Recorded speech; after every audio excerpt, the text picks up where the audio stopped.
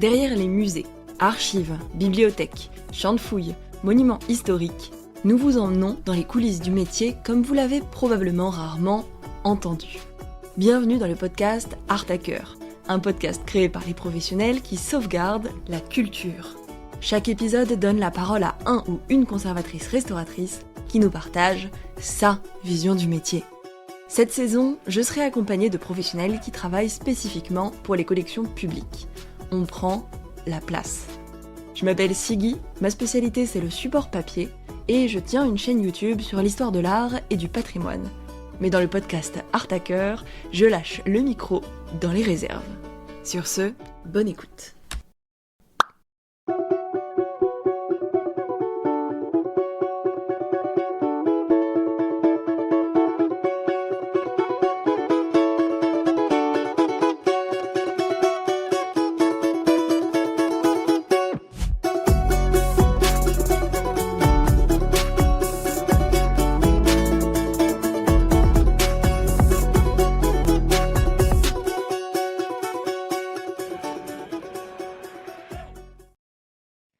Aujourd'hui dans le podcast, j'accueille Raphaëlle Rossini, qui est conservatrice restauratrice de peinture. Hello Raphaëlle. Salut Ségolène. Comment ça va ? Bah écoute, ça va bien. Alors est-ce que tu peux nous parler un petit peu de toi, tout simplement, ta spécialité, sachant que je n'ai toujours pas invité de conservatrice restauratrice de tableau, parce que vous êtes tellement représentée que finalement je me suis dit, pourquoi ne pas garder le meilleur pour la fin ? Oh là là, je suis hyper flattée et à la fois la pression que tu viens de me mettre d'un coup. Ouais. Du coup, c'est un grand honneur si c'est moi qui suis invitée. Je vais essayer de pas dire de bêtises. Ouais. En vrai, c'est parce que, j'avoue, ça va être un dilemme de choisir quelqu'un parmi toutes les consoeurs spécialisées en tableau, justement parce que c'est très très représenté, et c'est, non pas qu'il n'y a pas des subtilités dans les autres spécialités, mais c'est tellement, entre guillemets, connu du public, qu'il faut un peu redéconstruire ça pour essayer de représenter le métier de façon réaliste avec notre voix, puisque c'est l'objectif du podcast. Du coup, voilà, sans pression, n'hésite pas à représenter cette spécialité au-delà de ce que le public voit d'habitude. Eh ben, je suis donc conservatrice restauratrice de peinture depuis maintenant 10 ans et j'ai une activité libérale. J'ai mon propre atelier à Vanves que je partage avec 2 collègues. Et je travaille essentiellement sur des projets d'institutions publiques. Donc je suis habilitée à travailler pour les musées de France et ça me permet également de travailler sur les monuments historiques et pour les particuliers. Et du coup, donc, dans ton quotidien, t'as quelle typologie d'œuvres en fait qui rentrent dans l'atelier ? Je me suis pas hyper spécialisée, c'est-à-dire que je vais vers ce qui m'intéresse. Du coup, je fais autant du tableau 18e que du contemporain.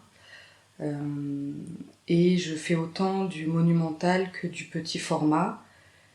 De la même manière que je fais du support, comme de la couche picturale, en peinture. On sépare souvent les deux dans les interventions. Il y a des gens qui ne font quasiment que du support toile et d'autres qui ne touchent qu'à la couche picturale. Et moi, j'aime bien traiter les œuvres dans leur globalité. Oui. C'est vrai qu'on sépare les choses. C'est quoi la couche picturale finalement par rapport au support ? Alors la couche picturale, ça va être tout ce qui va de la préparation au vernis. Et donc c'est essentiellement ce qui va toucher à l'esthétique. Voilà, donc c'est des problématiques de vernis oxydé, de soulèvement de matière et de repeint discordant. Ok, donc c'est tout ce qui se trouve sur la toile, par-dessus en fait. Par-dessus la toile, voilà. Et la préparation, tu dirais que c'est esthétique aussi ou plutôt structurel ? Disons que quand il y a des usures de la peinture et qu'on voit apparaître la préparation, on est sur de l'esthétique. Ouais, quand même, d'accord. Mais même sans la voir, cette couche, est-ce qu'elle a une influence sur la peinture ? Alors la préparation, elle a une influence sur l'esthétique générale dans le cas des préparations colorées par exemple. Quand on a des préparations colorées rouges, ça veut dire que le peintre a dû revenir avec des peintures plus opaques dessus pour les couvrir et ça donne toujours une tonalité. Et quand c'est une préparation blanche, c'est l'inverse. Le peintre s'est servi du fond blanc pour donner de la lumière et il revient plutôt en glacis dessus. Voilà.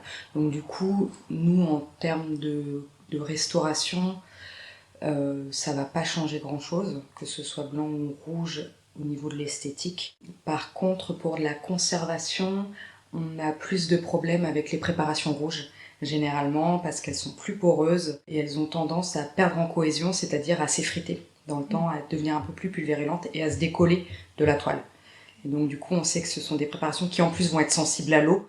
Et donc du coup, il faut faire particulièrement attention sur ce type d'œuvre. Okay. Donc ce que tu nous dis, c'est qu'en fait, il y a des couches, donc soit rouges, soit blanches, en gros, sous l'image qu'on voit. Exactement. Tableau final. Rouge-blanc, et puis par-dessus, on peut mettre ce qu'on appelle des impressions, c'est-à-dire que le peintre va appliquer la couleur, d'ailleurs pas forcément de manière uniforme. Donc ça va de ocre jaune à... il y a des préparations vertes, et dernièrement j'en ai vu une noire, c'était la première fois que j'en voyais. Bon, c'est particulier dans le sens où du coup à retoucher derrière, ça va être plus difficile de couvrir du noir. Ouais, j'imagine. Parce que ça absorbe en plus les pigments, non ? Rien qu'au niveau optique, mais même porosité, ça doit un peu pomper la couleur. Ouais, j'avoue que pour l'instant, là, le cas dont je viens de parler, c'était une étude, donc j'ai pas encore touché à l'œuvre. Je sais pas si je toucherai à l'œuvre d'ailleurs, mais ça se voit dans le sens où il y a une très grande partie, c'est du ciel, c'est un paysage, c'est du ciel. En plus. Et du coup, dans les creux des empattements, on perçoit un peu du noir, donc ça donne des vibrations particulières au ciel. C'était un romantique torturé, ce peintre, le ciel noir. Tu peux nous dater un peu toutes ces préparations ? Alors les préparations rouges, c'est plutôt 18e français. Le blanc est plus présent dans la peinture italienne, mais après c'est des très très grandes généralités, c'est-à-dire qu'ensuite chacun a fait un peu comme il voulait. Là, cette sous-couche noire, elle est sur une peinture 17e française. Donc c'est vraiment... Alors celle-là, elle est vraiment anecdotique. J'avais déjà entendu parler de préparation noire, mais là, je suis contente d'en voir une enfin. Ok. Ah, on entend quand même parler, c'est pas le loup blanc, mais presque quoi. Ouais, c'est ça. Ok. Généralement, on a mis des noirs sous les argentures. Donc quand le peintre a voulu mettre de la feuille d'argent sur ses là, il n'y en a pas, donc du coup, voilà. Il n'y avait pas l'objectif en plus que c'est un ciel, donc... Ouais, non. Je sais pas du tout pourquoi il a fait. Étrange, ok. Donc vraiment un cas particulier, mais c'est ça les surprises aussi, quand ça va sur restauration. Ouais, je me poserai la question peut-être quand je l'aurai sous les mains. T'as d'autres surprises comme ça qui arrivent un petit peu dans le métier, des faits notables Ce qui est le plus rigolo, c'est de découvrir sous les repeints parfois des éléments qui ont été masqués. C'est quoi un repeint du coup ? Donc un repeint, alors il y a plusieurs formes de repeint. Il y a quand il y a eu une lacune en dessous, qu'un restaurateur est intervenu et a masqué cette lacune parce que visuellement c'était très gênant. Il y a des repeints qui ont été utilisés pour transformer des compositions, typiquement sur des saints. Dans les peintures religieuses, finalement, on ne voulait plus vouer de culte à Saint Machin parce qu'il était plus tombé en désuétude ou quoi, et donc du coup, on se resserre de son portrait, on masque ses attributs, et puis on l'échange par celui du saint qui nous plaît davantage, voilà. Ou, je sais pas, ça a changé d'époque, on a voulu uniformiser un style, une galerie entière de portraits, et du coup on a un peu transformé les costumes, les couleurs, etc.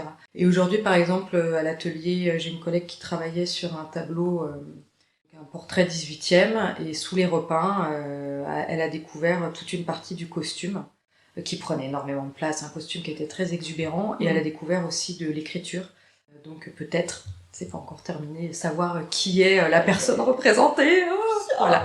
Donc sous les repeints, les surprises généralement c'est ça. Moi récemment j'ai découvert une signature et une date. Génial. C'est le Graal ça pour le client et même pour du coup la conservatrice. Mais en fait c'est hyper bien parce que ça permet de contribuer à l'attribution. Ouais. Là, le tableau, c'était probablement attribué, ça a été attribué à Mignard, puis entourage de.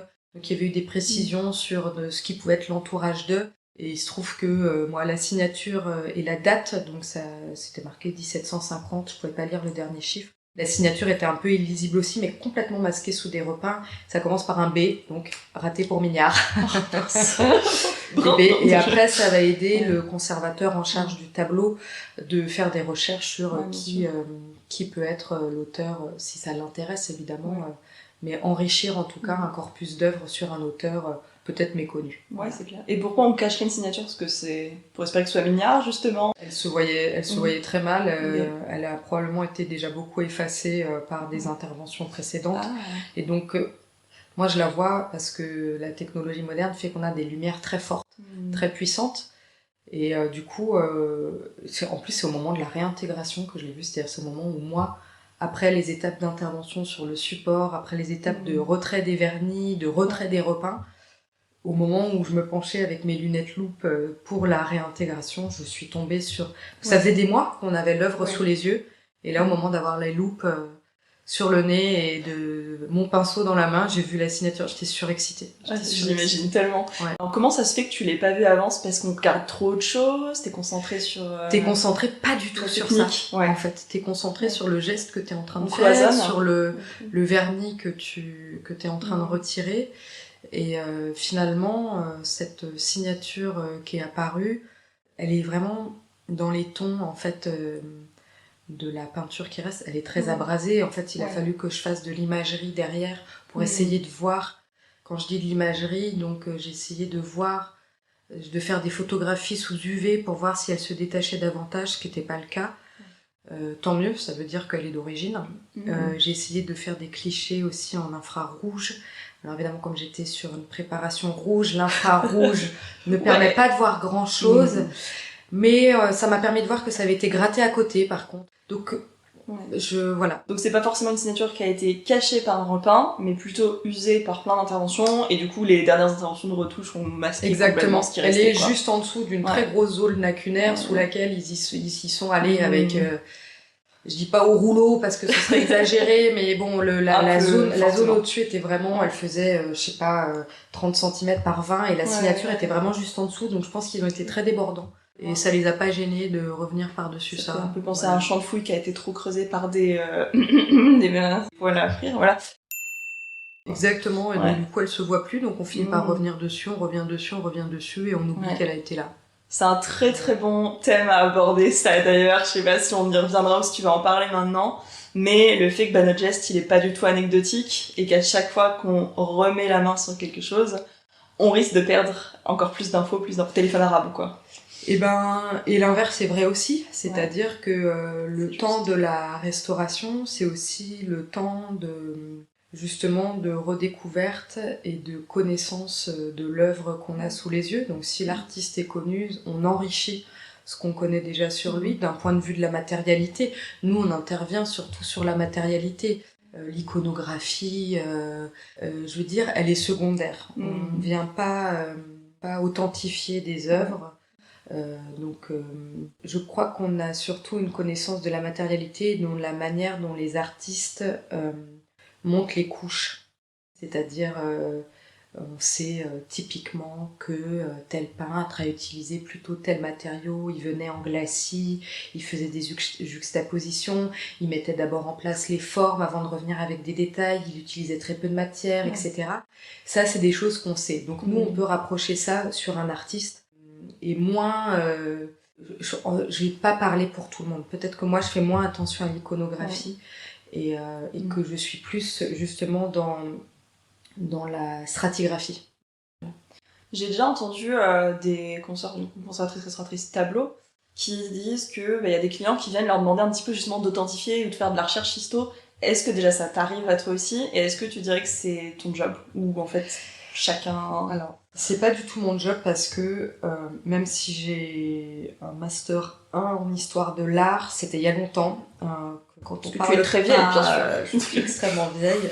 Bah non, mais mon master il date d'il y a longtemps. Surtout, c'est comme quand on parle pas une langue étrangère pendant longtemps, on finit un peu par l'oublier. Bah, moi, avec l'histoire de l'art, c'est pareil. Je m'étais spécialisée en Renaissance italienne.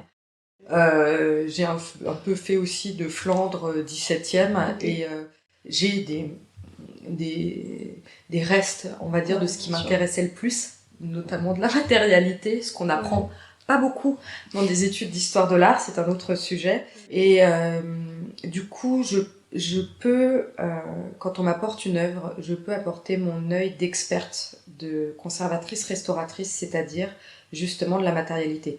Est-ce que les matériaux qu'on a correspondent à l'époque du peintre qu'on cherche, ou au contraire, quels sont les matériaux qu'on a et qu'est-ce qu'ils peuvent nous renseigner comme information.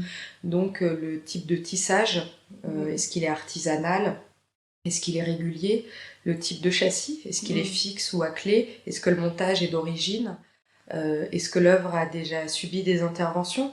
Selon le type d'intervention, on peut aussi dater en fait déjà l'intervention et donc du coup se dire que le tableau datait d'avant. Il y a des modes en plus d'intervention peut-être, des tendances entre guillemets. Ouais, il y a des choses... typiquement, quand on a la matérialité d'une œuvre 16e, 17e ou début 18e et qu'on a un châssis à clé, voilà, on sait déjà que c'est une restauration... Car la clé n'existe pas avant. La clé 1870. 1872. J'ai pas révisé avant de venir, j'aurais peut-être dû. Ouais, mais c'est bien de montrer ça aussi. Donc il y a des choses qu'on peut dater en termes d'intervention. Et puis du coup, il y a des choses qu'on peut dater sur la matérialité des œuvres qui sont typiquement d'une époque. Et ensuite, on mêle ça à nos connaissances effectivement en histoire de l'art. Mais essentiellement quand même, c'est de la matérialité. Donc moi, ce que je propose quand on vient me demander un avis, c'est mon regard objectif sur mes connaissances de la matérialité. C'est de proposer en faisant des analyses supplémentaires. Donc c'est des examens visuels et de la photographie, donc infrarouge quand c'est possible, UV ça le plus souvent. Et de faire de la recherche historique, ça m'arrive. Mais la recherche historique, c'est déjà quand on a des éléments qui permettent de savoir où chercher. Des pistes en fait. Voilà, je sais pas, le tableau appartient à telle collection, donc est-ce qu'il y a des archives qui permettent de connaître comment elle est arrivée dans la collection ou qui a été trouvée dans tel château, est-ce qu'on a des archives, etc. Voilà. Okay. C'est pas un travail qu'on nous demande souvent parce que c'est de l'argent supplémentaire à débourser pour une information qui nous est pas toujours demandée. Ça m'arrive de le faire par curiosité, alors pas d'aller chercher dans les archives, mais de chercher plus d'informations qui de toute façon vont peut-être aussi m'aider dans le processus de restauration. Okay.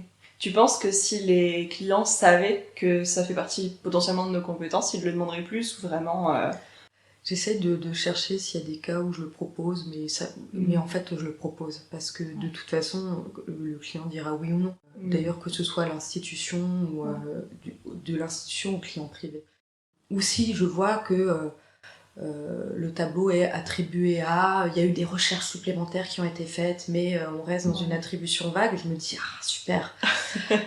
Ou attribué à Velázquez, machin, et t'es là, tu dis bon alors attends, parce que Velázquez, il y a eu énormément de recherches sur la matérialité au Prado. Et toi, tu viens de voir un fil là qui dit merde à l'autre, ça marche pas du tout. Exactement. Ou alors, du coup, de dire moi, je peux vous apporter ça. Par contre, je sais que je travaille avec des laboratoires d'analyse d'œuvres d'art qui, eux, vont pouvoir vous proposer des choses qui vont vous permettre d'attribuer plus spécifiquement. En fait, plus on a d'informations sur la matérialité qui peuvent être mises en relation avec des œuvres dont on sait qu'elles sont réellement de la main des artistes, parce qu'on a à la fois les preuves matérielles et les preuves historiques, etc. C'est réfutable. Voilà, on peut les corréler avec du coup les éléments qu'on va trouver nous sur les œuvres. Voilà, on a une base de données, donc plus on agrandit cette base de données, plus on peut avancer et avoir des grandes connaissances sur les artistes et sur la manière dont ils ont fait les œuvres. Ouais, c'est un aspect qui est assez méconnu justement du métier, c'est que vraiment il y a un enrichissement de la connaissance du marché de l'art.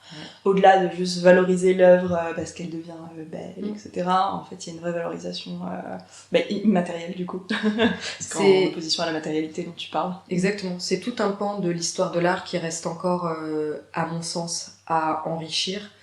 Parce que, et je le dis à la fois, mes études en histoire de l'art datent d'il y a un peu longtemps, donc ça a probablement changé dans le bon sens. Mais la matérialité, c'est quelque chose qu'on n'aborde pas beaucoup, qui pourtant est extrêmement importante, parce qu'elle a un sens sur... les artistes n'ont pas toujours fait comme ils voulaient, il y avait un accès aux matériaux en fonction des zones géographiques, des époques, etc. Donc ça influence complètement ce que les artistes ont pu produire. Et donc du coup, faire de la recherche sur la matérialité, c'est aussi un pan de l'histoire de l'art, que peuvent enrichir les conservateurs-restaurateurs qui sont les premiers qui ont accès à ça. Oui, c'est clair. Et puis il n'y a pas toujours l'occasion justement de retoucher, pas comme ça, mais de réintervenir, manipuler sur une œuvre, exactement. Donc faut en profiter. C'est pour ça que le temps de la restauration, c'est vraiment aussi un temps théorique de réflexion sur les œuvres et sur la connaissance qu'on a des œuvres. Ouais, d'enrichissement.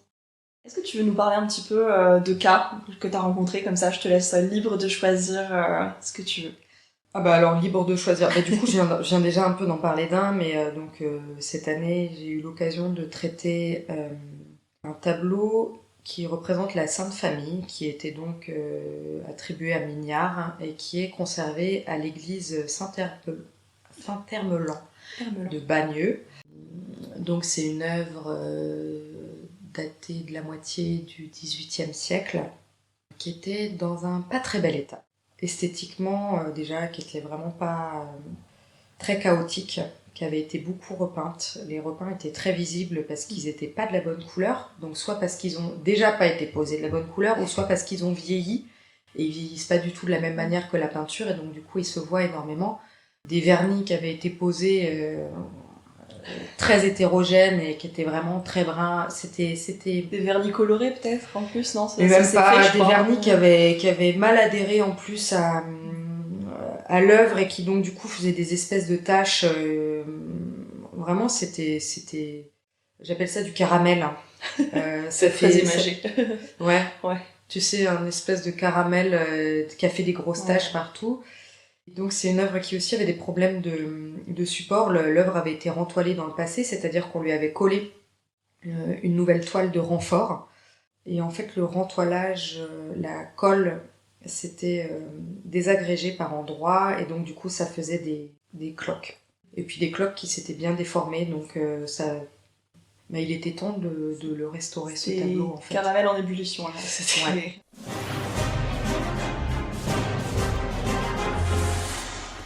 C'est pourtant avec ça qu'on leur fait des souvenirs aux petits. La pêche, les tartes, tout ça, c'est du patrimoine. C'est du patrimoine, ça? Enfin, moi, je sais pas si je leur laisserai manger ça, mes enfants.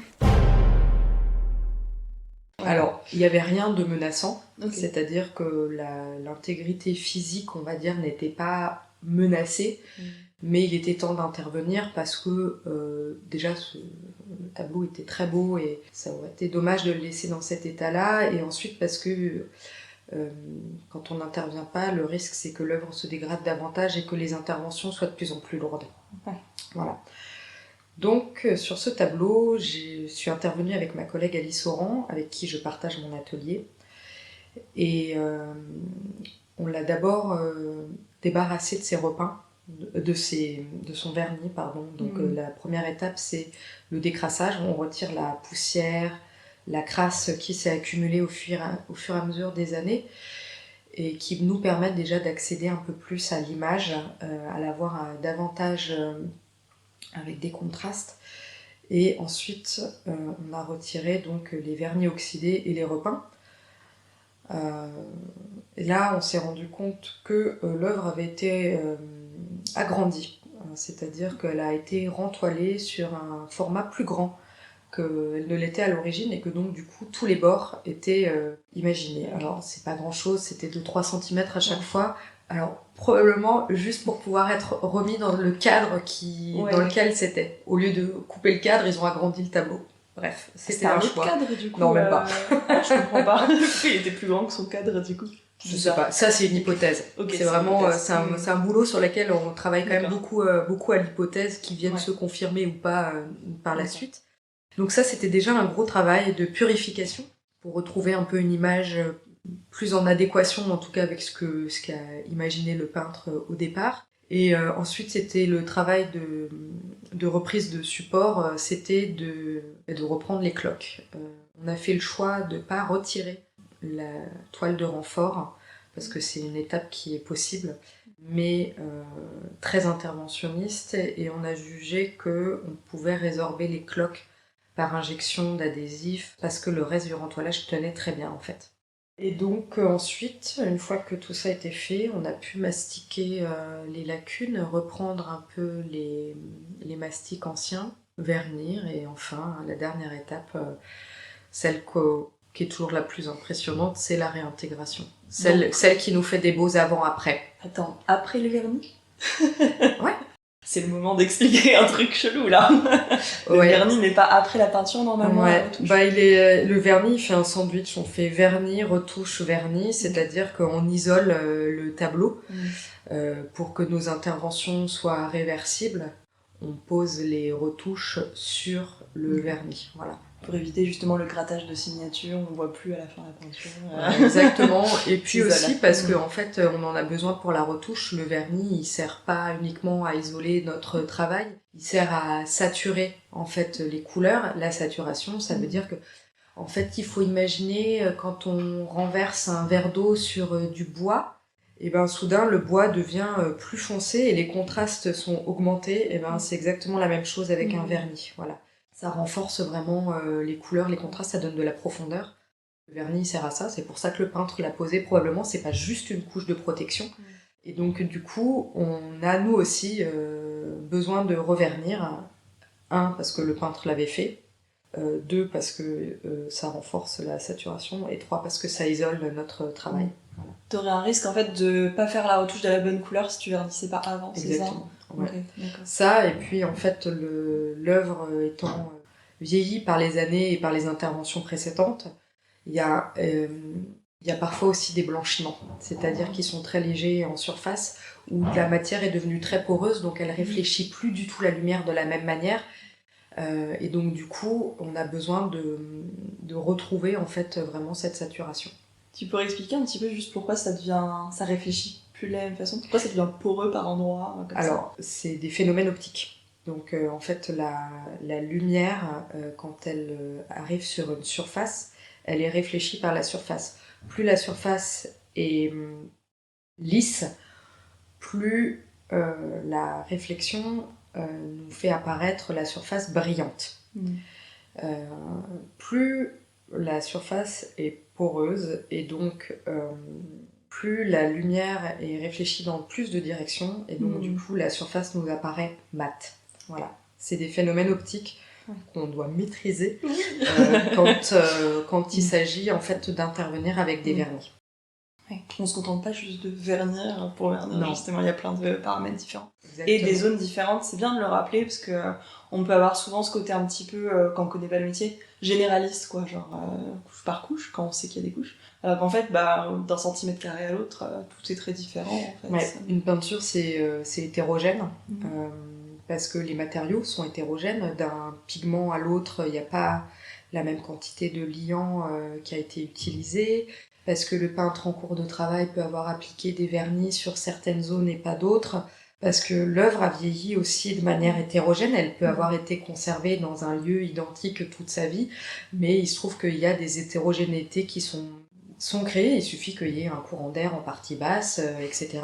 Et donc du coup l'œuvre ne vieillit pas de la même manière. Ensuite il y a les interventions de nos prédécesseurs où ils y sont allés franco sur le dévernissage, sur les parties blanches parce que celles-ci elles résistent bien et il n'y a pas de problème. Et puis dans les parties plus sensibles, brunes, on a laissé un peu le vernis parce que sinon on retirait carrément la peinture. Donc du coup nous on intervient sur une matière hétérogène. Donc on doit faire en sorte de pouvoir nous rendre notre travail visuellement homogène, restituer ce qui était l'image du peintre. Et du coup, on se retrouve sur des surfaces hétérogènes à les rendre plus homogènes. Voilà, régulières, exactement. Ce qui est pas facile, justement, de compenser ce truc-là, parce que du coup, tu dois garder un geste régulier toi-même pour qu'il n'y ait pas cet effet de faire à moitié les choses et en même temps, t'es tributaire de ce qu'il y avait avant toi. Ouais, exactement. C'est-à-dire que d'une zone à l'autre, de toute façon, on est toujours obligé de faire attention parce que ça va pas forcément se comporter de la même manière. Donc, et tout à l'heure, quand j'ai dit on a d'abord fait un décrassage, puis on a retiré les vernis, etc. Ce que je précise pas, c'est que tout ça, ça se fait après avoir fait des tests. C'est un peu la base, on va dire. On ne touche pas à une œuvre sans avoir fait des tests sur absolument tout. C'est-à-dire les tests de décrassage, les tests de vernis. Donc on teste la sensibilité du vernis, la sensibilité de la peinture, la réactivité au solvant, à l'eau. On teste en fait les paramètres de la couche picturale. On teste aussi la compatibilité de tous nos matériaux. Est-ce que ça réagit bien? Est-ce que ça réagit comme on veut? Est-ce que l'œuvre accepte, on va dire, ce qu'on est en train de lui faire? Et donc voilà, on teste un peu dans tous les sens la réactivité, la sensibilité, la compatibilité. Et ensuite, on s'assure que on met en place un protocole qui va varier aussi parce que tu le sais comme moi, le test il fonctionne et quand on l'applique sur le reste de l'œuvre, il fonctionne vachement moins. J'ai ça en tête depuis tout à l'heure dans Ouais. mes yeux. Ouais. Ça, les tests ils marchent toujours Ouais. et derrière. Exactement. Et derrière, c'est là que tu comprends, mais c'est bien d'expliquer tout ça, on comprend mieux pourquoi il y a des accidents quand on connaît mal justement le métier ou qu'on est expérimenté, parce qu'on va vouloir justement imiter quelque chose qu'on a vu et faire pareil partout. Ou appliquer des recettes. On Voilà. n'applique pas de recettes. On est systématiquement en train de surveiller son geste et d'essayer de maîtriser le mieux possible ce qu'il est en train de se passer. Oh le pauvre. Ah oui, on va réparer ça. Je suis restauratrice, mais ça ne se mange pas. Voilà. Ni trop à gauche, ni trop à droite. Ça dépend pas que de nous, c'est-à-dire on est empli de connaissances, on continue d'augmenter nos connaissances au fur et à mesure de notre expérience et des formations qu'on continue de faire, parce qu'on continue d'apprendre au contact de nos collègues, au contact des œuvres et justement des formations qu'on fait. Et donc du coup, certes, on maîtrise de mieux en mieux, mais les œuvres continuent de faire ce qu'elles veulent, en fait. Parce que moi, j'aime bien répéter à l'œuvre, c'est qui le patron et tout ça, et à chaque fois, oh, c'est pas toi qui décide, en fait. Oh. Et à la fin, si, c'est moi. C'est ça. Voilà. T'as les pigments qui se narguent entre eux. Ouais. Ça va trop loin. Toi aussi, les œuvres te parlent. J'allais te demander, tu les appelles comment? Ouais, elles ont tout un nom en fonction de l'état de stress dans lequel elles me mettent. Elles ont des noms. Donc elles ont d'abord des petits noms mignons et puis au fur et à mesure, ils s'appellent plutôt le relou et le moche. Et les noms mignons quand même qu'on reste. Les noms mignons, là c'est très marrant parce que on restaure des portraits et avec mes collègues et donc du coup chacune a le droit, tu sais, chacune le nomme, voilà. Donc on a amour, on a c'est mignon. Ça voilà. reste poétique, Oui, non, mais on voit qu'on est histoire de l'art, quoi, un peu 18e. Non, on peut être très cucu aussi. Ventre voilà. le biche. Non, je me rappelle d'une fois où sur un portrait, une collègue l'avait appelé Florimond, elle m'avait dit « Oh là là, ça fait hyper 17e, je vais l'appeler Florimond. » Tellement. Ouais, on avait cherché un truc un peu... Un peu révolutionnaire quand même, tu vois. Ouais, c'est ça. Je pense que je suis pas la seule à donner des noms au tableau et à leur parler, Non, en fait. Voilà. Voilà. Pas. Non. Tu couperas au montage. Voilà. C'est très assumé. En parlant de petits surnoms d'ailleurs, retire-moi d'un doute ton pseudo. Twitter, Insta, ça parle de peinture ou de pizza? C'est un... Oh là là. Alors, mon pseudo Twitter, il a... Donc, Enjoy Croûte, il est... Donc, aimer la croûte, ouais. Non, c'est pas ça. Tu sais que c'était une référence. Alors, il y a des années, pour rigoler, j'avais décidé de devenir l'influenceuse restauration de peinture. Au moment où les influenceurs beauté, les influenceuses beauté mode émergeaient, et je m'étais dit génial, je vais trop faire ça. T'as Moi bio aussi, maintenant, d'ailleurs. moi aussi, je veux la YouTube money et donc du coup, il me fallait un nom d'influenceuse, tu vois. Bah oui. Et qui Maintenant, était t'es influenceuse l'influenceuse d'éthanol aussi, d'ailleurs. Exactement, qui était l'influenceuse montante à l'époque, c'était une Joy Phoenix. Ah, mais bien sûr. Bah Voilà. ouais. Et donc du coup, Une référence. ouais, punaise.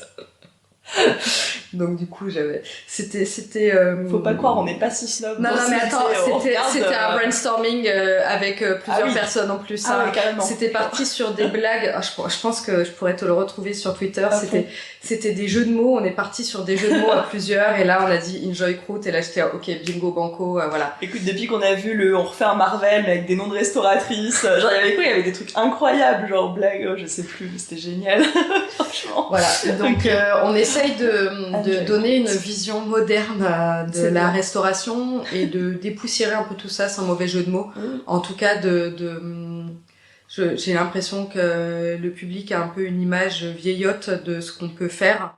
C'est pas le cas en fait. Non seulement ça reste un métier très moderne, même si on touche à des vieilles croûtes, Mais pas que, en fait. Moi, je restaure aussi des œuvres de 2022. Donc, je traite avec des artistes aussi qui sont jeunes, pas que morts. Et parce qu'en fait, on est aussi à la pointe de la technologie. C'est pas un métier d'alchimiste où on va mélanger des potions. On est vraiment à la pointe de la technologie. On utilise des nanosciences, on utilise des lasers. Donc je crois que ça fait aussi partie du boulot de communiquer de la manière dont on communique actuellement, c'est-à-dire sur les réseaux sociaux, en n'étant pas forcément hyper sérieux tout le temps. Parce que je ne le suis pas tout le temps. Sinon, je serais tellement chiante, quoi. Je peux l'être. Hein, Ça va, je m'endors pas pour l'instant. Loin de là.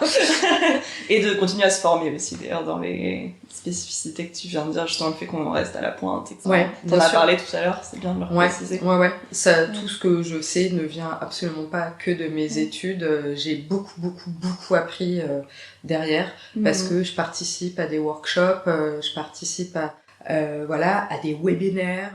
Je fais de l'anglicisme. T'as vu Ah, quand on je est suis jeune, bilingual, hein, c'est clair. je suis hyper jeune, quoi.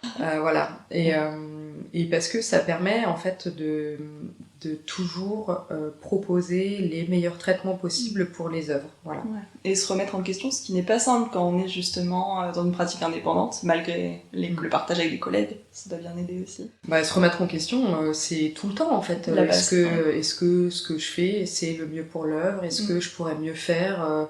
On est face à des problématiques qui sont extrêmement complexes parfois, et donc du coup, j'espère bien qu'on n'est pas toujours seul face à l'œuvre. On va faire appel pas que à nos connaissances, on va appeler des gens, en fait, d'autres gens. Est-ce que tu as déjà vu ces cas-là? Est-ce que non, mes machines, peut-être un peu, et donc du coup, voilà, tu fais appel à ton réseau. Vraiment, les jokers. Exactement. Non, mais on est une profession de réseau aussi. Beaucoup, oui. Parce qu'il y a un peu cette vision isolée qui est beaucoup liée, je pense, à l'artisanat, le secret, etc. Et en fait, pas du tout aujourd'hui, heureusement, on peut se connecter. Mais comme on avait une vision du peintre ténébreux, comme torturé, plein de métiers, en fait. De toute façon, on se modernise tous, etc. Et du coup, pour rester sur la note sérieux, mais point d'humour, qu'est-ce qu'un bon ou un mauvais conservateur-restaurateur? Justement, je crois que le mauvais conservateur-restaurateur, c'est celui qui est sûr de lui et qui ne se remet pas en question. Et qui intervient un peu de manière systématique sur les œuvres. C'est-à-dire, typiquement en tableau, ça va être proposer du rentoilage colle de pâte à la moindre déchirure, ça va être pratiquer des interventions qu'on ne fait plus parce qu'elles sont extrêmement traumatisantes pour les œuvres. Je crois que celui qui ne continue pas de se former est peut-être pas un bon praticien. Mais c'est la même chose pour un médecin, en fait. On ne pratique plus la médecine actuellement comme il y a 20 ans. Ça évolue, heureusement. On peut soigner plus de choses et mieux, avec moins de conséquences. Et pour les œuvres, c'est exactement pareil. Donc quand on se remet pas à jour, je pense qu'on n'est pas un bon restaurateur. Tu parles justement de traumatisme, ce qui est hyper anthropomorphe pour un objet. C'est quoi un traumatisme pour une œuvre? On peut détruire les œuvres. Tu le sais.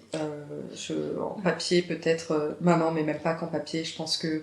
On peut pas cacher. En papier, c'est notre gros désavantage, je dirais. Mais ce qui est pas une bonne chose. Attention, ce que je dis est très... En peinture, il y a des catastrophes qu'on ne peut absolument pas cacher non plus. Ouais. J'ai pas forcément cette notion-là en tête, tu vois. Alors parce que papier, on est sur le papier, en fait, c'est le support qu'on voit. Donc si tu as une déchirure, les cicatrices, les marques se voient quoi qu'il arrive. Sinon, c'est que tu vas souvent un petit peu trop loin, justement. Peinture, moi j'ai cette image où on peut, je dis pas que c'est bien, voire c'est une catastrophe, mais tu peux mastiquer, retoucher, etc. Si quelqu'un a envie de déguiser, de faire du travail de faussaire, ça se verra pas qu'il y a eu un accident. J'ai cette impression. Non, c'est vrai. Ouais, mais c'est vrai, parce qu'en fait, il y a beaucoup de choses qu'on peut... j'allais dire qu'on peut masquer à la retouche, mais c'est le principe, en fait. Quand il y a une lacune, on peut la réintégrer. Donc c'est vrai qu'on pourrait masquer les conneries. Mais il y a des choses qu'on peut flinguer une œuvre. Et vraiment, c'est-à-dire en support, c'est en support qu'on peut facilement flinguer une œuvre. Quand tu veux... je sais pas, intervenir sur le revers. Typiquement, tu veux désentoiler une œuvre, c'est-à-dire tu veux retirer la toile de renfort. Tu vas poser des papiers de protection par la face, ce qu'on appelle un cartonnage. C'est une intervention qui peut apporter beaucoup d'humidité. Quand tu es sur une préparation rouge, je l'ai dit en début, c'est des préparations qui sont très sensibles à l'eau. Tu vas intervenir par le revers en apportant encore beaucoup d'eau. Et là, quand tu vas vouloir retirer ton cartonnage sur la face, t'as toute la peinture qui part avec. C'est ce qu'on appelle une transposition spontanée. C'est horrible parce que pour réussir à recoller, c'est un carnage. C'est un carnage. Et puis en plus, là on revient sur l'idée et de matérialité et d'immatérialité. Il n'y a plus cette peinture unique en film, quoi. Non, mais parce qu'en plus, le morceau. Ah oui, c'est des morceaux, c'est de la ça miette, a plus de sens, c'est de la bouillie. Ouais. Donc tu peux. Ça m'est jamais arrivé, hein. On a tous fait des erreurs. Oui, bien sûr. Ça fait partie aussi de l'apprentissage, les erreurs dans les interventions, même si on n'en parle pas beaucoup.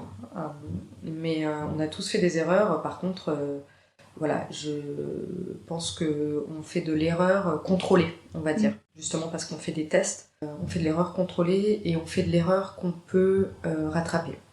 Voilà. Ça ne me viendrait pas à l'idée justement de me lancer dans des interventions que je maîtrise absolument pas. Risque, vraiment.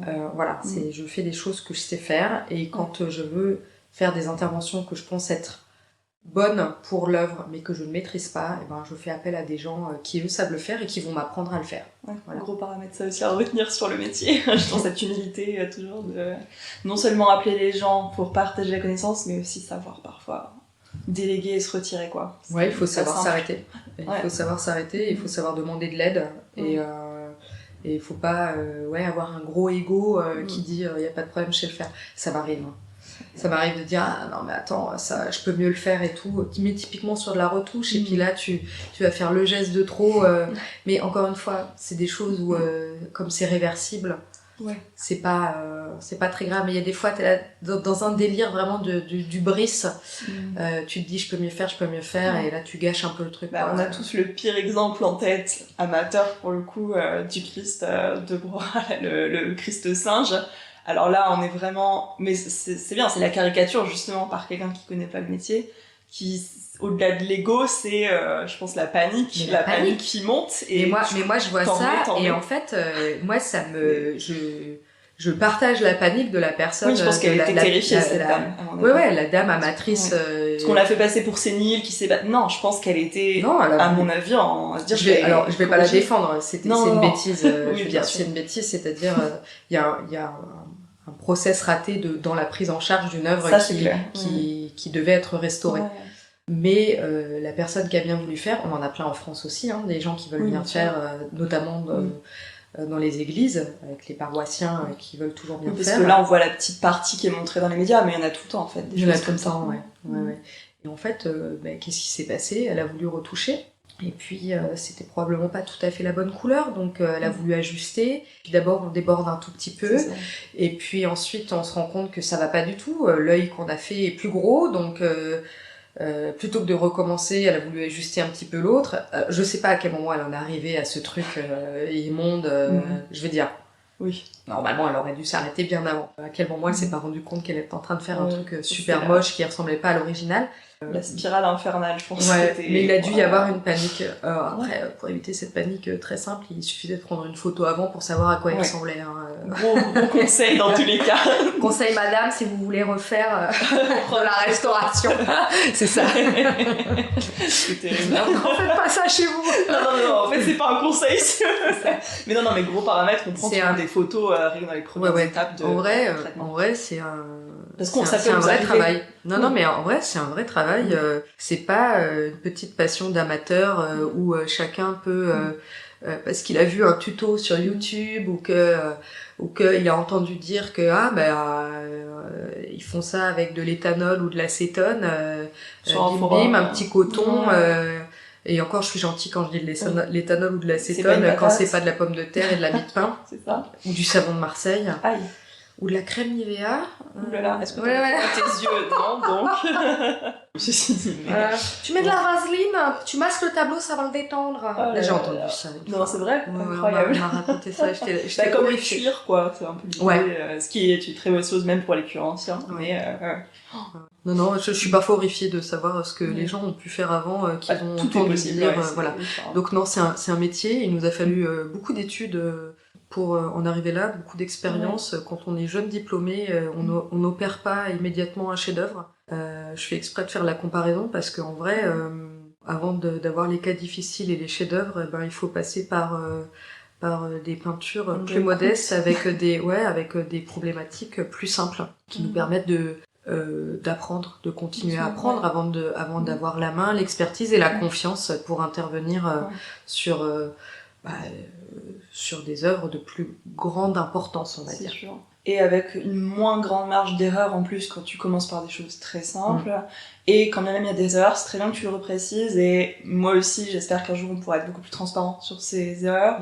Pas besoin de préciser pourquoi on a du mal à en parler, parce que oui, c'est difficile par rapport à la réputation que ça peut nous faire, parce que les gens peuvent s'arrêter là-dessus, alors que... Mais je crois que c'est même pas une question de réputation. Je pense qu'il y a de la peur quand même, justement d'avoir mal fait, Non, je pense que c'est surtout qu'en fait, comme le grand public ne sait déjà pas ce qu'on fait, c'est difficile en plus de dire que ça nous arrive de faire des erreurs. Alors que vraiment, ça fait complètement partie de l'apprentissage. Nous, pendant nos études, on nous raconte des cas d'erreurs qui ont été faites, d'une céramique où on pensait qu'elle était cuite et en fait c'était de la céramique crue et qu'en voulant la dessaler ou je sais pas quoi, on l'a mis dans un bac d'eau et pouf, de la poudre et plus de céramique. C'est, je sais pas, c'est penser... être sûr et certain que c'est tel type de matériau parce que oui, le peintre n'utilisait que ça, machin, et en fait pas du tout, et voilà. Au contraire, je trouve ça hyper bien de savoir que si nous on admet faire des erreurs devant le public, je trouve que ça amènerait peut-être à plus d'humilité, c'est peut-être moi qui idéalise, quand tu es amateur, parce que tu dis attends, si un pro peut se planter, moi, peut-être, mais après, peut-être que j'idéalise, tu vois, mais j'ai plus cette idée-là. Mais je sais pas, en fait, tu vois, ça viendrait à l'idée de personne de faire une trachéo avec un bic à quelqu'un qui arrive plus à respirer, tu vois. Et pourtant, j'ai regardé Urgence et la vache, je te jure que je m'en souviens de la scène, je te jure, je peux le faire, quoi. Et pourtant... J'espère que tu seras là quand j'aurai besoin de toi en cas de trachéo. Tu auras un bic dans mon sac. Et pourtant, les gens le font sur les œuvres, parce que ça a l'air simple. Et parce que c'est pas humain, et il y a un côté ok, ils sont assez inertes. Créatif, c'est sympa, quoi. Mais ça fait rêver, ça fait rêver. Et puis, je te dis, parce que ça a l'air simple, parce que tout ce qu'on montre du métier, c'est des reportages bien faits, et tant mieux, avec de grandes informations sourcées, scientifiques, etc. C'est super. On ne voit pas du tout toute la difficulté derrière, ni toute l'expérience qu'il faut pour en arriver à ce degré de confiance dans son geste et dans son intervention. Et donc, du coup, c'est vrai que on donne une impression que tout ça, c'est facile. Ça l'est pas. Et ça l'est pas du tout. Et donc, je crois que je peux arriver à comprendre pourquoi les gens se disent que... Puis franchement, c'est un métier hyper cool. Non, mais c'est un métier hyper cool. Évidemment que t'as envie de tester. Même mon père, il a voulu restaurer une œuvre, il a fait n'importe quoi, aussi. Et ça aussi, tu comprends le montage. Moi, je peux dire, mon père, il est allé au White Spirit. Non, mais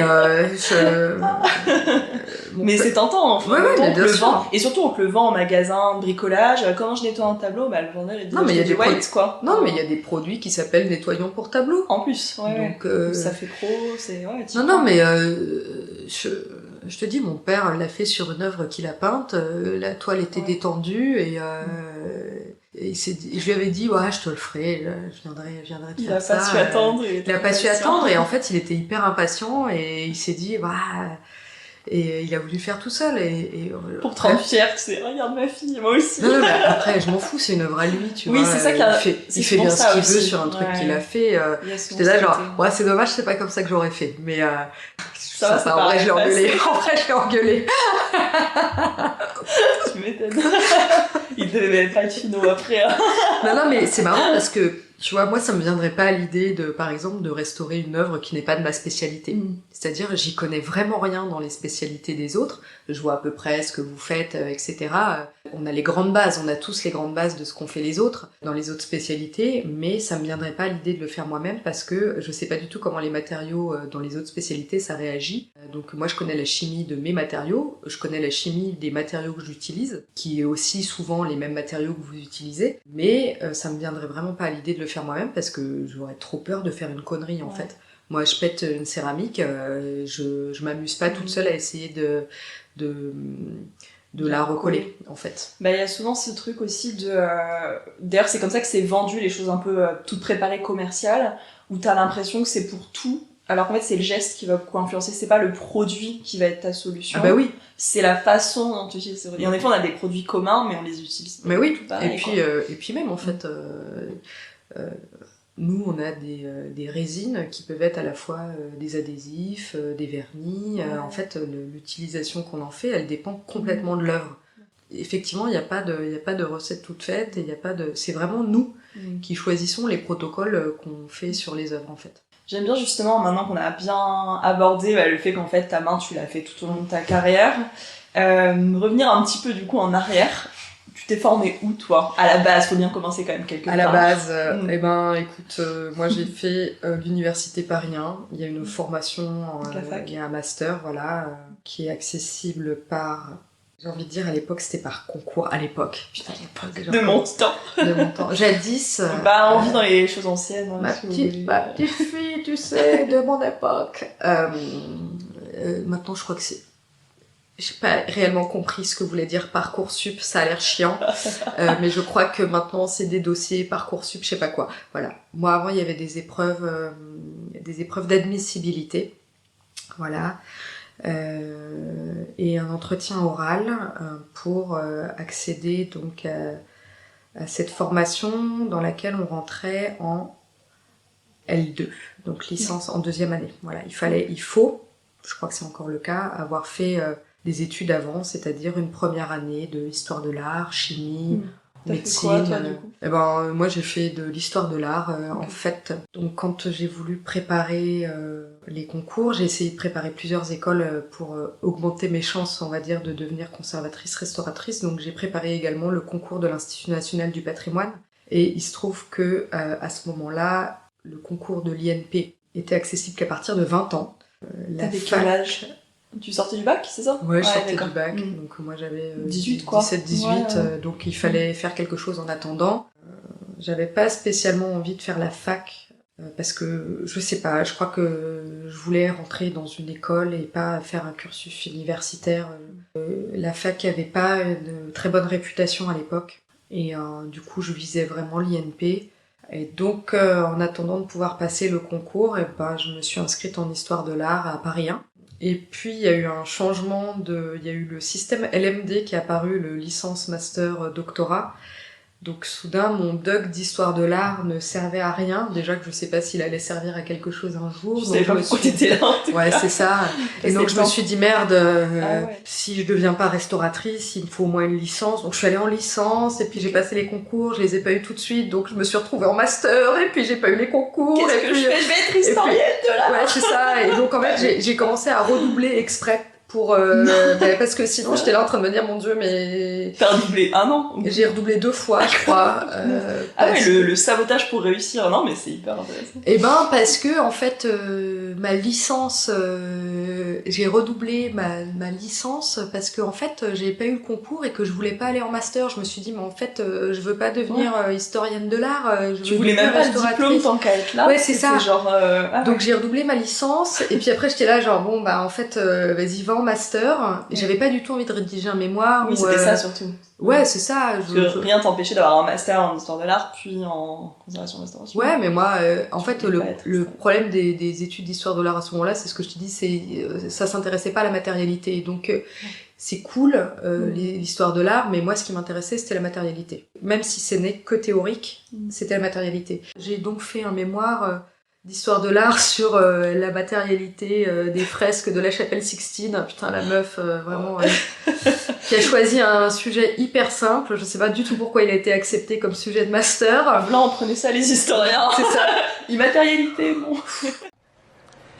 Si je te dis de me parler d'art, tu vas me balancer un condensé de tous les livres sur le sujet. Michel-Ange. Tu sais plein de trucs sur lui. Sur son œuvre, sur ses choix politiques, sur lui et sur le pape, ses tendances sexuelles, tout le bazar, quoi. Mais je parie que ce qu'on respire dans la chapelle Sixtine, son odeur, tu connais pas. Tu ne peux pas savoir ce que c'est que de lever les yeux vers le magnifique plafond. Je me suis attaquée à l'œuvre sur laquelle il y a le J'avoue plus que là, d'ouvrages qui a été écrit. Enfin, vraiment, ça a été. Ouais, je m'en suis sortie, mais en fait, le fait est que je voulais. En fait, les concours, ça se bosse, donc Et puis après, voilà, j'ai passé les concours, j'ai fini par me dire, tiens, si je passais la fac aussi, et pas m'entêter que sur l'INP. Et l'année où j'ai passé la fac, je l'ai eu en fait, donc voilà. À part doubler une 3e fois, quoi. Ouais, c'est ça. On va pas s'entêter dans un truc. C'était un bac filière, quoi, que t'as fait général. J'ai fait un bac, alors pareil, je crois que ça n'existe plus. L, art plastique, donc lettres Ça existe plus. et art plastique. Je me sens très vieille d'un coup. Ça existe plus, les Bah, tu sais, c'est comme quand nos parents ils disaient ouais, c'est ça, A1, j'ai vu. B7 et toucher coulé là, et ben nous c'est pareil. En plus, je connais SL, ton âge, et tout, mais quand tu m'as dit le bac n'existe plus, je me dis, attends, t'es écoute, j'ai bugué. Bon, putain, vas-y, si t'avais dû me faire réviser sur Parcoursup avant. Merci Jean-Michel Blanquer, Donc quoi. plutôt L art plastique. Ouais, j'ai fait à l'art plastique, mais à la réflexion, c'était pas le truc le plus pertinent à faire. Parce que la formation, elle est hyper scientifique, on fait énormément de chimie quand même. C'est pas un métier artisanal, c'est pas, je pense peut-être en peinture davantage que dans d'autres spécialités, mais c'est énormément de chimie. Ouais. Et donc du coup, j'avais un niveau licence de chimie organique, c'est-à-dire qu'on fait tellement de chimie pendant nos études qu'on a une espèce d'équivalence en licence de chimie organique. Ouais, c'est clair. Moi je me souviens des cours, on parlait de nucléaire et tout, enfin c'était allé vraiment très loin. Non mais le spin et l'anti-spin, enfin tu vois... J'ai tout oublié, hein, je ne m'en cache pas, mais ça allait très très loin. On fait de l'atomistique. Oui, oui, c'est ça, exactement. Donc, ça, on s'en rend pas compte, enfin, vraiment d'un œil extérieur, on n'en parle pas du tout. Non, c'était hyper balèze. Et en fait, moi j'avais commencé au lycée, par m'orienter en scientifique et j'en voyais pas le but. J'aime bien quand la science est très concrète et j'ai trouvé que c'était pas assez concret pendant mes études au lycée, et du coup, quand je me suis dit je veux faire de la restauration de peinture, je me suis réorientée pour faire littérature et art plastique, en me disant... Ouais, tu dis que c'était logique à ce moment-là. Ouais, je sais pas. Attends, on a quoi, 16 ans? Enfin, franchement... Ouais, et puis il y avait... quoi. Putain, il y avait pas internet à l'époque. T'inquiète. Tu sais, il y avait pas internet tu devais aller chez le conseiller d'orientation mon pauvre conseiller d'orientation savait pas du tout comment on faisait. T'es même pas majeur pour aller dans un cybercafé ou je sais quoi. Ouais, si, on allait sur Caramel pour chatter avec des inconnus, tu vois. Et par contre, non, mais on n'avait pas accès à autant de ressources qu'on a maintenant. Et donc, du coup, t'allais chez le conseiller d'orientation qui te montrait des classeurs ONICEP. C'est réel, tu vois, t'es en train de le ressentir aussi. Tu revois ton centre de doc, là, et t'ouvrais des grands classeurs. Et là, des grands classeurs pas à jour, parce que on les mettait pas à jour. Ah bah, ça coûte cher, et là, tu voyais... y a rien qui te disait comment il fallait accéder à ça. C'est-à-dire qu'on te présentait les formations. À l'époque, dans mon classeur, c'était encore marqué maîtrise des sciences et techniques et pas du tout master. C'est te dire à quel point les fiches n'étaient pas à jour. La MST. Et voilà, la MST, ouais, j'osais pas le dire. La Tu t'es MST. permis Et donc, du coup, ça te disait que tu devais passer des concours ou qu'il y avait des épreuves, etc. Mais ça te disait pas quelles étaient les épreuves, comment on accédait aux annales. Ils savaient même pas eux-mêmes, je crois que c'était encore... j'en sais rien, tu vois, j'en sais rien. Des annales à l'INP, il y en avait, donc oui, j'y ai eu accès, je me souviens plus comment, mais j'y ai eu accès. Et du coup, les concours, j'ai pu les préparer. Mais si j'avais su, je pense que je serais restée en bac S, voilà. parce que du coup rattraper un niveau de Ouais, science c'est ça pour qui est passer les concours. C'est vrai. J'aurais tendance à dire que vaut mieux. Alors c'est toujours difficile à dire, faut faire là où on se sent le plus à l'aise. Ouais. Mais vaut mieux un bac S en effet et prendre des cours de dessin à côté, si on a un talent développé à côté, plutôt que de se dire je fais un cursus artistique Je sais pas. pour accéder à la Je restauration. sais pas, je m'en suis sortie. Tu Après vois, voilà, c'est ce que je mais veux dire. Mais il faut s'accrocher pour rattraper un niveau de science qui est quand même assez élevé. Non, mais message et qui va positif, oui, et puis clairement, on peut tous. Enfin, moi, je sors d'un bac L, art plastique, cinéma, anglais bilingue, donc T'étais faite pour ça. Ouais, grave. Et après, saltimbanque. Et ouais, voilà, jonglerie, les sabres, tout ça. Et sauf qu'après, du coup, bah, tu passes ton temps à dire, je suis pas une artiste. Ouais, c'est con, hein. Les maths. Ouais, c'est très con. Bah, et tu le dis pas juste pour convaincre les gens te disent, mais... quand tu dis que t'es conservatrice, restauratrice, les gens disent, ah, t'as fait les beaux-arts. Ouais. Non. Ou ah, t'as fait l'école du Louvre. Non plus. Bah, enfin, mais ça. C'est plus proche. Non, mais c'est cool, mais l'école du Louvre, c'est de l'histoire de l'art, et Ouais. les beaux-arts, c'est de l'art. Non, mais c'est méconnu, hein. Et nous, on est à la rencontre de tellement d'études différentes. On fait de l'histoire de l'art, on fait du dessin, de la peinture, on fait des sciences, et ensuite on fait de la pratique de restauration. Donc on est à la rencontre de plein d'enseignements différents. C'est pour ça que on se pose, oui, effectivement, on se pose la question. T'as fait les beaux-arts, t'as fait... Ouais, non, c'est logique de la poser la question. Mais ouais. Et comment ça t'est venu alors l'idée de faire ce métier ? En fait, je me demandais ce que je voulais faire de ma vie. J'avais l'impression que tout devait Raphaël, se décider. 15 ans. Ouais, Raphaël, 15 ans, tout devait se décider. Genre, mais je pense que chez tous les gamins, c'est un peu existentiel. Mon Dieu, qu'est-ce que je vais faire de ma vie ? Pression souvent. Enfin, ça dépend des parents, mais quand même, il y a un... Non, mais ouais, plus tu montes dans les années, plus tu te dis putain, merde. Mais la pression, toi. Hein, pardon, tu couperas les gros mots. Qu'est-ce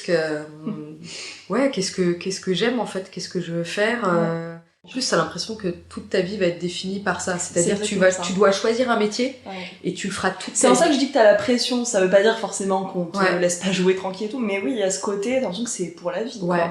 Et donc, du coup, moi j'aimais l'art. J'étais déjà très sensible à la peinture. Papa peintre. Ouais, mon père peint de manière amateur, il adore peindre, il fait des copies. Mon père il fait des meubles aussi, et ma sœur est restauratrice de mobilier. Hein, donc ouais, ça vient pas de nulle part. Ouais, mais alors, ça vient. J'ai baigné dans une famille qui était sensible à l'art. Ouais. En vrai, j'aimais bien les sciences aussi, et je crois que c'est une discussion au téléphone avec ma sœur qui est plus vieille que moi, qui elle était en train de faire des études d'ébénisterie. Je me souviens très bien du coup de fil en fait. C'était il y a presque 30 ans. Bah non, 25. C'est pas possible.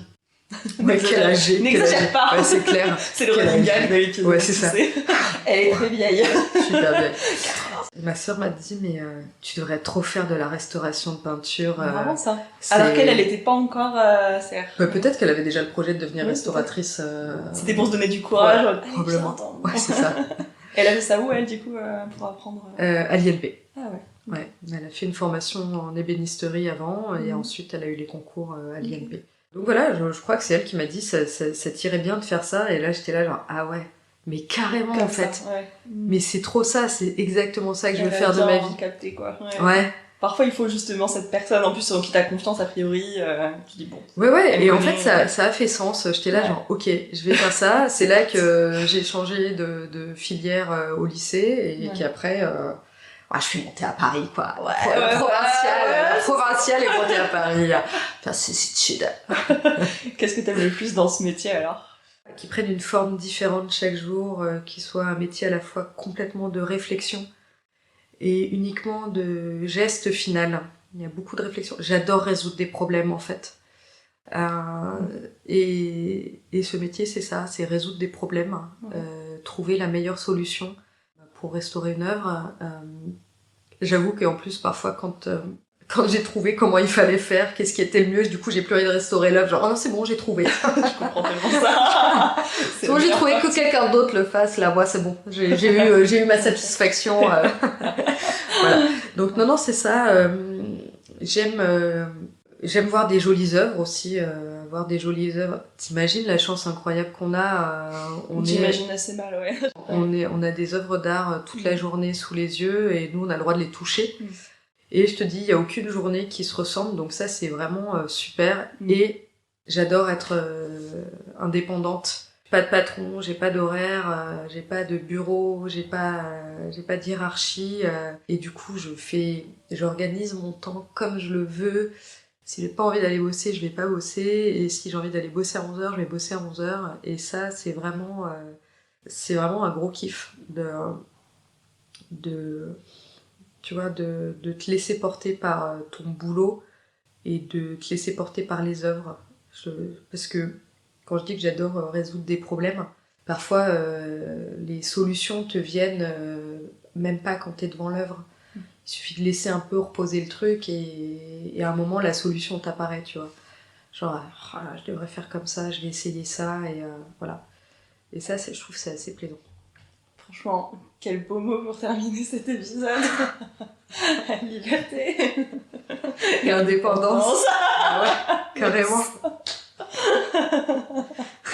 Merci Raphaël. Mais merci à toi Ségolène. Pour information, le podcast est à présent disponible sur Spotify, mais vous pouvez toujours nous écouter sur YouTube afin d'interagir dans les commentaires. Si vous appréciez le podcast Art à cœur, n'hésitez pas à nous soutenir sur Patreon. Ça permettra par exemple d'acheter un deuxième micro afin d'avoir une qualité son optimale pour les deux voix. Un grand merci de votre écoute et on se retrouve lundi prochain pour un nouvel épisode.